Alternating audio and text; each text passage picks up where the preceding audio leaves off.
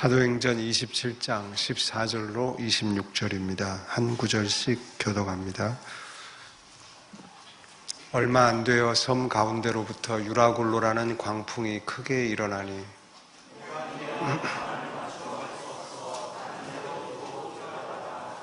가우디라는 작은 섬 아래로 지나 간신히 거루를 잡아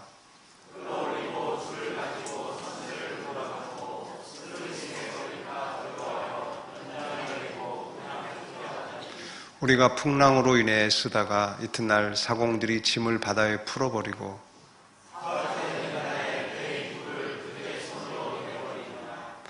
여러 날 동안 해도 별도 보이지 아니하고 큰 풍랑이 그대로 있음에 구원의 여망마저 없어졌더라.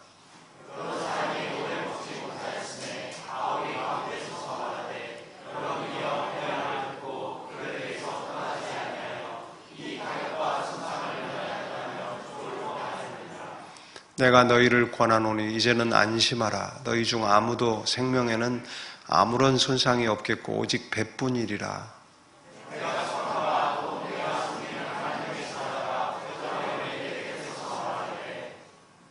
바울아, 두려워하지 마라. 네가 가이사 앞에 서야 하겠고 또 하나님께서 너와 함께 항해하는 자를 다 네게 주셨다 하였으니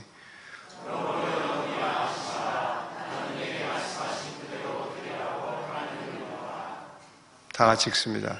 그런즉 우리가 반드시 한 섬에 걸리리라 하더라. 인사하겠습니다. 함께 예배드려서 행복합니다. 오늘 저는 사도행전 37번째로 사명의 배를 타고 가는 자는 결코 가라앉지 않는다, 이런 제목으로 은혜 나누겠습니다. 여러분은 인생은 고해다라는 말을 들어보셨을 것입니다.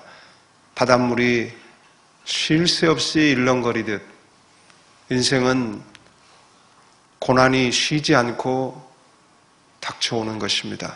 그래서 인생은 고해다라는 말을 하는 것이죠. 이것은 믿음을 가진 신자나 믿지 않는 불신자에게나 동일하게 겪는 인생의 과정입니다.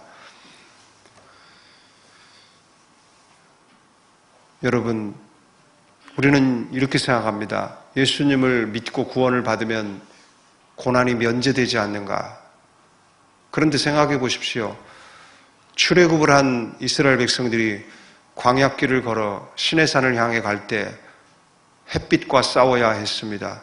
굶주림과 추위와 싸워야 했습니다. 짐승들과 도적대들과 싸워야 했습니다. 그런데 이것은 출애굽을 한 이스라엘 백성들만 겪는 문제였습니까? 아닙니다. 애굽에 있는 사람들은 그런 고난이 없나요? 그들 역시 그 애굽이라는 도시 속에서 경쟁이라는 뜨거운 햇빛과 싸워야 하고 외로움이라는 추위와 싸워야 하고 칭찬과 인정에 굶주려야 하고 사기꾼들과 싸우며 살아야 합니다. 광야에서는 보이는 적들과 싸워야 했지만 애굽에 사는 이 사람들은 보이지 않는 적들과 싸웁니다. 육체적으로 힘든 것보다 오히려 정신적으로 더 힘들다고 할 수 있습니다. 이것은 여러분들이 성경을 읽을 때도 느끼는 점 아닙니까? 성경에 우리의 신앙의 선배들이 믿음 때문에 고초를 당하고 박해를 당할 때 여러분 마음이 아련합니까? 불쌍하고 아프게 느껴집니까? 아니잖아요. 왜 그럽니까? 현실을 살아가는 내 삶 속에 내가 겪고 있는 시험과 고난도 결코 만만치 않다고 생각하기 때문입니다. 나의 오늘의 현실도 너무나 힘들다고 느끼기 때문입니다. 저는 가끔 우리가 선교하는 저 아프리카나 아마존에 계신 선교사님들을 떠올려 봅니다. 저들이 너무 가련하고 불쌍하고 그래서 긍휼의 마음을 가지고 기도해야 되는데 제 마음에 그런 마음이 잘 생기지를 않아요. 왜 그런 줄 아십니까? 천안이라는 이 도시에서 교회를 운영하며 만나는 여러 사람들의 고차원적인 시험과 고차원적인 갈등과 여러 문제들을 해결해 나가야 하는 이 목회의 현장 또한 결코 녹록하지 않기 때문입니다. 어떨 때는 저 선교지에 가서 차라리 몸은 힘들지만 마음은 편하게 지내는 게 더 낫지 않을까 그런 생각도 들 때가 있습니다. 이처럼 어디에서 무엇을 하든 간에 믿음이 있든 없든 간에 하나님의 일을 하든 세상의 일을 하든 간에 어디에 살든 인간에게는 고난이 바다 물결처럼 밀려옵니다. 그렇다면 그런 인생을 살면서 믿음을 가지고 산다라는 것은 도대체 어떤 의미가 있고 어떤 유익이 있을까요? 이 믿음을 가지고 산다라는 것의 의미를 모르고 유익함을 모른다면 안 그래도 버겁고 힘든 인생에 신앙생활이라는 짐이 하나 더 얹어진 피곤하고 고단한 삶이 될 것입니다.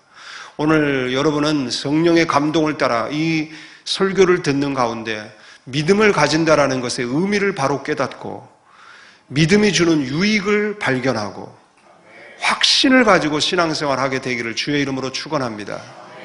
첫째, 믿음을 가질 때 시작과 끝의 범위가 달라진다는 것입니다. 불신자는 그 인생의 시작과 끝이 분명합니다. 어머니 몸에서 태어나 요람의 누인 때부터 인생이 출발하고 죽어서 무덤에 묻히면 인생이 끝납니다. 인생의 시작과 끝이 정해져 있는 것이죠. 그런데 믿음을 갖게 될 때 영원한 시간의 문이 열리고 내 유한한 인생의 시간이, 순간의 시간이 영원한 시간과 연결이 되는 것입니다. 하나님을 믿는다라는 것은 짧은 내 인생의 순간이 영원하신 하나님의 시간과 연결이 되는 사건을 경험하는 것입니다. 구원을 받았다라는 것은 내 유한한 시간 안에 갇혀있는 내 존재가 무한한 시간 속에 있는 나의 존재로 확장이 되는 것이죠. 생각도 그렇습니다. 우리가 구원을 받기 전에는 내가 생각한다라는 그 사고의 한계가 정해져 있습니다. 아무리 많이 공부를 하고 연구하여 지적 역량을 키우고 사고의 바운더리를 넓힌다 해도 유한한 범위 안에 있을 뿐입니다.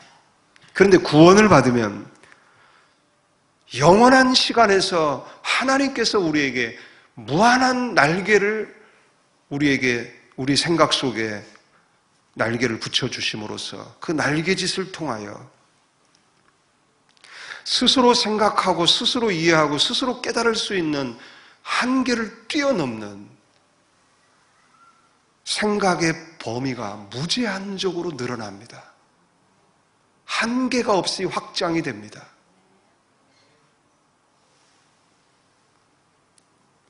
여러분, 한번 생각해 보십시오. 애굽에서 430년간 노예로 살며 하루살이처럼 하루하루를 살아가기에 급급했던 이스라엘 백성들의 생각이 다른 나라를 돌아보거나 세계를 돌아보며 걱정하는 생각을 할 수 있었겠습니까? 없었습니다. 그들은 하루를 살아가는 것도 벅찼습니다. 어떻게 내 생명을 오늘 하루 더 연장할 것인가? 어떻게 먹고 살 것인가? 늘 그 생각만 하는 거예요. 그런 그들이 저 시내산에 가서 하나님을 만나게 됩니다. 하나님을 통하여 영원한 시간과 연결이 될 때 그들은 세계 모든 민족의 제사장이 된다라는 생각을 갖게 됩니다. 그리고 그 하나님을 통하여 우주 만물을 헤아리고 우주 만물을 이해하고 바라보는 생각을 갖게 됩니다. 어떻게 여러분 그렇게 국지적인 생각을 하던 사람들이 국제적인 생각으로 다국의 세계로, 세계에서 우주로, 우주에서 존재하는 모든 만물로 그 생각이 확장될 수 있었습니까? 그것은 영원하고 광대하신 하나님과 연결되었기 때문입니다. 예수를 믿고 구원을 받으면 자신의 인생을 바라보는 눈의 각도가 바뀝니다. 자신에게 일어나는 사건을 이해하는 각도가 달라집니다. 이전에는 그 사건에 몰입이 됩니다. 그래서 그 안에서 치고받고 씨름하다가 그 안에서 자폭합니다. 그런데 구원을 받고 나면 오늘이 있기까지의 이전에 진행되어져 온 하나님의 섭리와 연결이 되고 오늘 이후에 예비되어 있는 하나님의 놀라운 계획과 오늘이 연결이 됩니다. 그 가운데 있는 오늘을 우리는 새롭게 바라보게 됩니다. 그리고 내일을 기대하며 흥미진진해하고 설레임으로 내일을 향해 걸어갑니다. 낙심하고 좌절하고 있을 시간이 없어요. 중단하고 포기할 이유가 없어요. 쉽게 말하면 믿음을 가지게 될 때 우리는 영원으로부터 영원으로 이어지는 긴 장대 하나를 손에 들게 되는 것과 같습니다. 우리가 걸어가야 하는 인생은 함정들이 여기저기 파여져 있습니다. 구덩이 함정입니다. 그 구덩이 함정을 한번 빠지면은 저 밑에는 날카로운 꼬챙이들이 박혀 있어서 거기 떨어지면 고통당하다가 죽게 됩니다.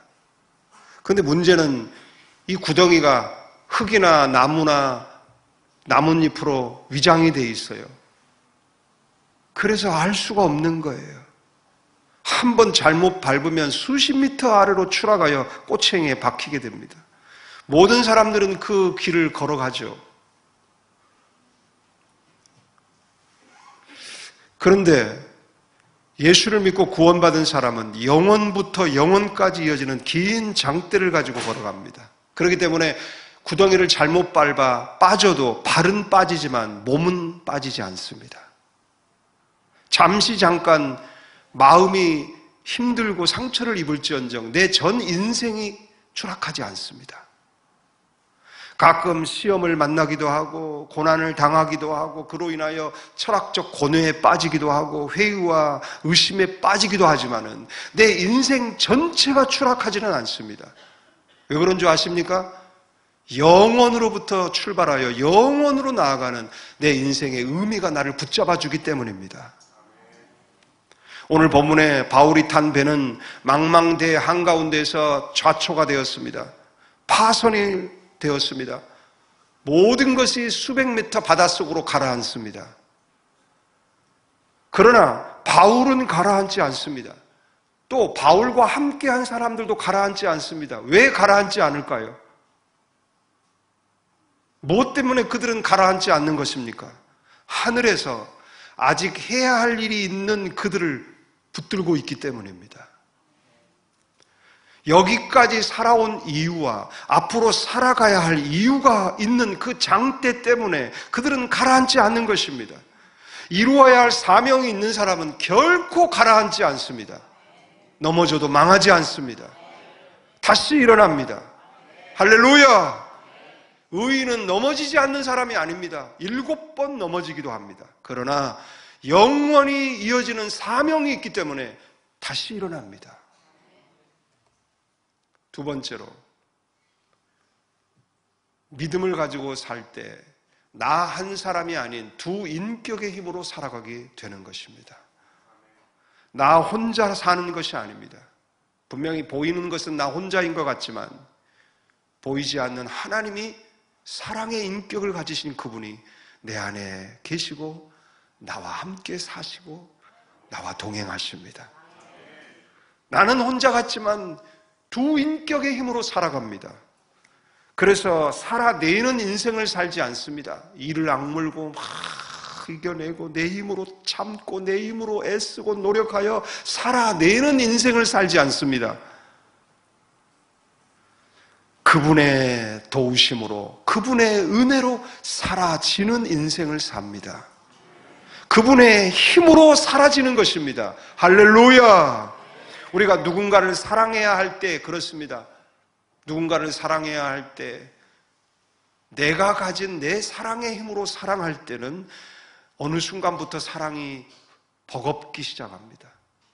부담스럽기 시작합니다. 힘들게 여겨집니다. 내 사랑으로 사랑하는 것이 아니라 하나님에게 받은 사랑으로 사랑하는 것입니다. 할렐루야. 누군가를 용서해야 할 때도 내가 태어날 때부터 가지고 태어난 온유한 성품, 너그러운 성격으로 용서하는 것이 아니라 하나님께 용서받은 형언할 수 없는 기쁨으로 용서를 하는 것입니다. 지혜가 필요할 때 내가 공부하고 연구하고 그래서 가지고 있는 지식을 가지고 지혜롭게 사는 것이 아니라 그때 하나님이 주시는 지혜를 가지고 지혜롭게 살아가는 것입니다. 복을 받는 것도 마찬가지입니다. 내가 노력해서 만들어낸 복으로 복된 삶을 사는 것이 아니라 하나님이 깨닫게 하시고 알려주신 복으로 인해 모든 것을 복되게 여기며 복된 삶을 살아가는 것입니다. 내가 행복하게 사는 이유는 그러므로 오롯이 하나님의 은혜로 인하여 행복하게 사는 거예요. 좌우분에게 인사하십시다. 하나님의 은혜로 사는 겁니다. 할렐루야. 하나님이 우리와 함께 하신다는 증거는 성령이 우리 연약함을 위해 늘 중보기도 하시기 때문에 우리는 언제든지 그 하나님의 은혜를 힘입어 다시 일어날 수 있다는 것이고, 또한 우리가 받은 구원을 더 높은 단계의 구원으로 이끌기 위해 하나님이 보내주신 천사가 우리들을 섬기며 돕고 있다는 사실입니다. 로마서 8장 26절을 다 같이 읽어봅시다. 시작.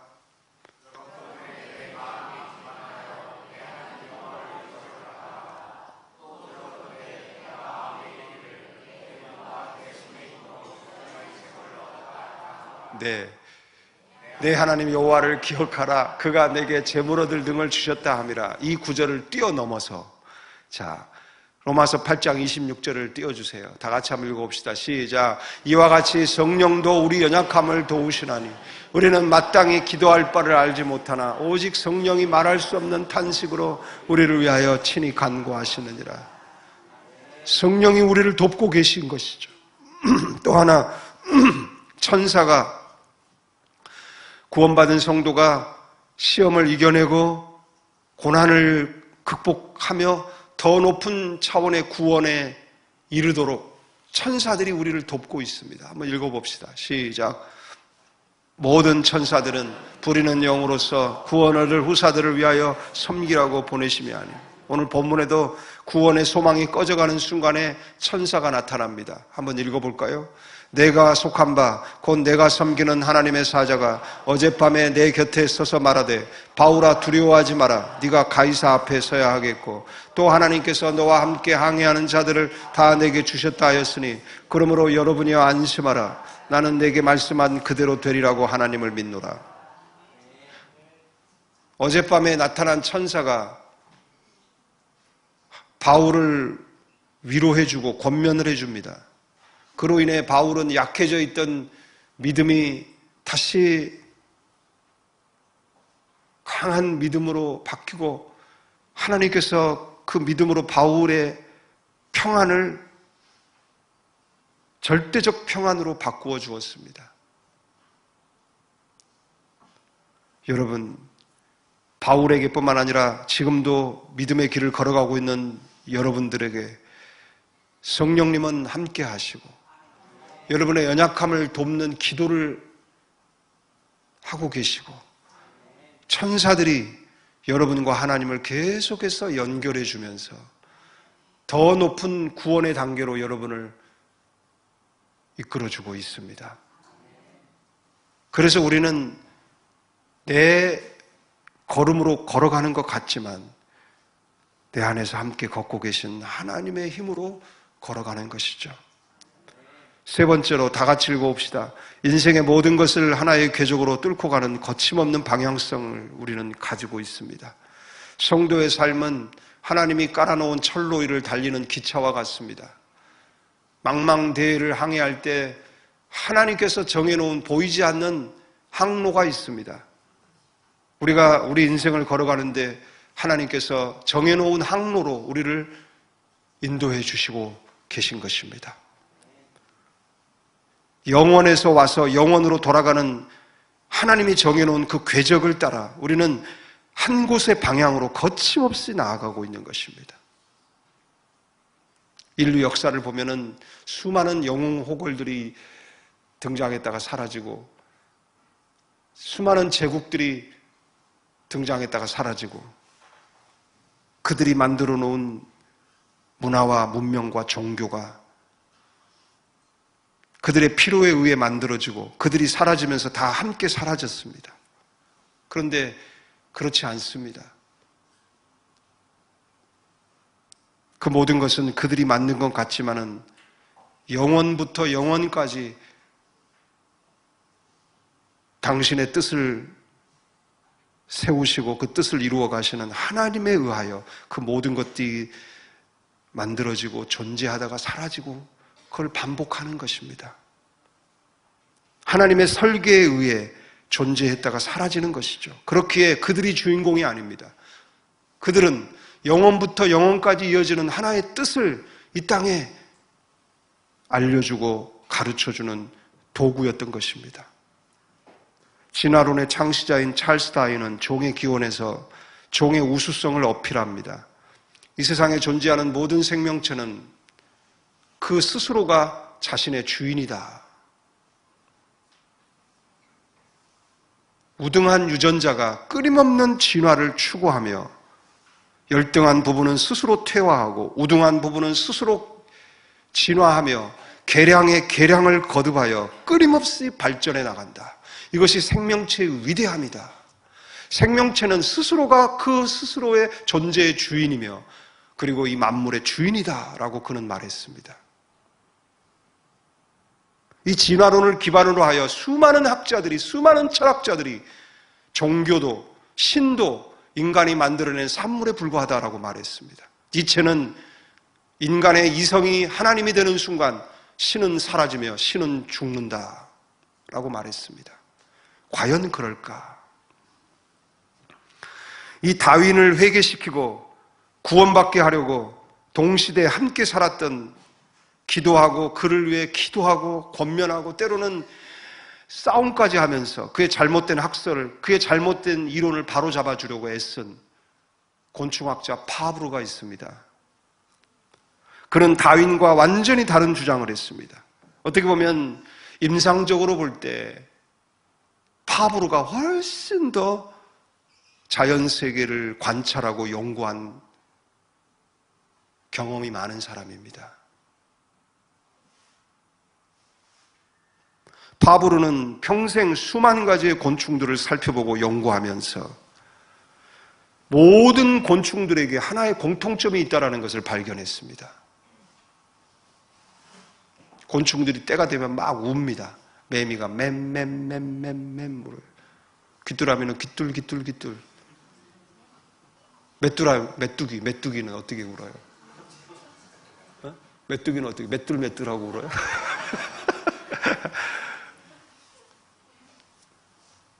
제가 뭐 함정 파놓은 것 같네. 울어요. 다 우는데 우리는 그렇게 생각합니다. 짝짓기 철이 되어서 짝짓기 하려고, 암컷을 유혹하려고 우는 거야. 근데 파브르는 그렇게 말하지 않습니다. 아니라는 거예요. 실제 암컷이 옆에 있고 짝짓기를 했는데도 계속 울고요. 죽을 때까지로. 메뚜기 중에는 평생 독신으로 지내는 메뚜기가 있어요. 근데 죽을 때까지 운다라는 거예요. 왜 우느냐? 파브르가 이렇게 말합니다. 그것은 자신에게 허락된 생을 즐기며 그 기쁨을 표현하는 것이다. 이렇게 말했습니다. 하나님이 정해놓으신 영원부터 영원까지 이어지는 모든 존재의 의미들이 그렇게 작은 곤충들에게도 깃들여져 있고, 그 곤충은 자신이 이 한시적인 시간에 머무는 동안 자신을 있게 한 조물주, 창조자를 향하여 최선으로 기쁨을 노래하고 찬양한다라는 거예요.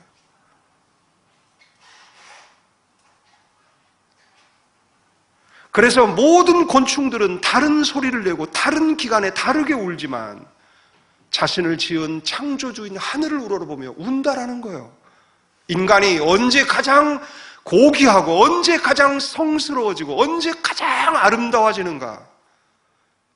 겸손하게 두 손을 모아 기도하고 찬양하고 숭고한 사랑을 실천할 때 인간은 가장 성스러워진다. 인간 또한 다른 피조물들과 다를 바 없이 영원부터 영원까지 이어지는 그 하나님의 설계 속에 잠깐 이 땅에 머물며 자신이 해야 할 사명을 감당하며 사라지는 존재이기에 인간에게 허락해 주신 모든 최선의 능력으로 하나님을 찬양하고 하나님께 기도하고 예배하다 가는 것이죠. 이렇게 하나의 궤적을 가지고 모든 것을 뚫고 나아가는 방향성을 향해 우리는 나아가고 있는 것입니다. 그때 믿음으로 산다라는 것은 이 궤적을 따라 살아가며 부드럽고 편안하게 자신에게 주어진 방향을 향해 순전하게 걸어가는 것입니다. 모든 것을 감사하며 항상 기뻐하며 쉬지 않고 영혼을 상상하고 그리며 기도하면서 편안하고 부드럽게 그 길을 걸어가는 것입니다.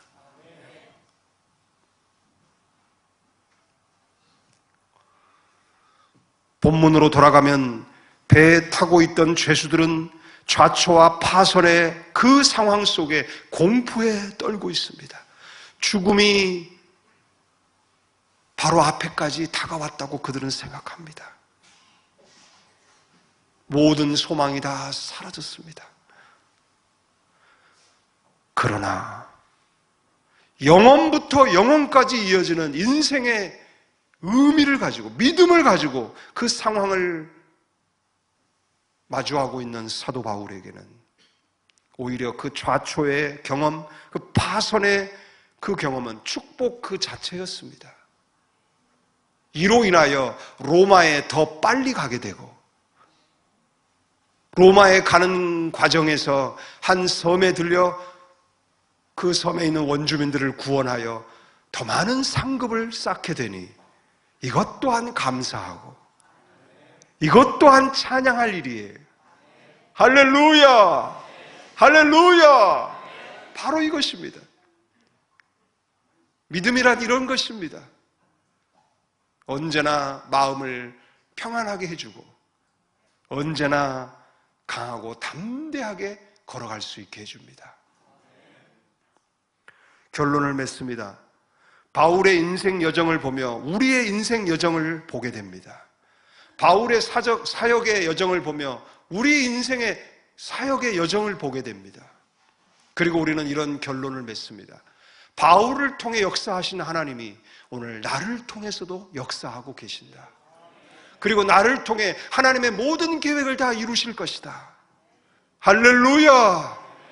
그 장엄한 믿음에 사로잡혀서 강하고 담대한 믿음으로 걸어갈 때 우리를 통해 일하고 역사하고 계신 하나님의 영광이 드러나게 되는 것입니다. 모든 영광과 존귀를 하나님 홀로 받으시옵소서. 기도합시다.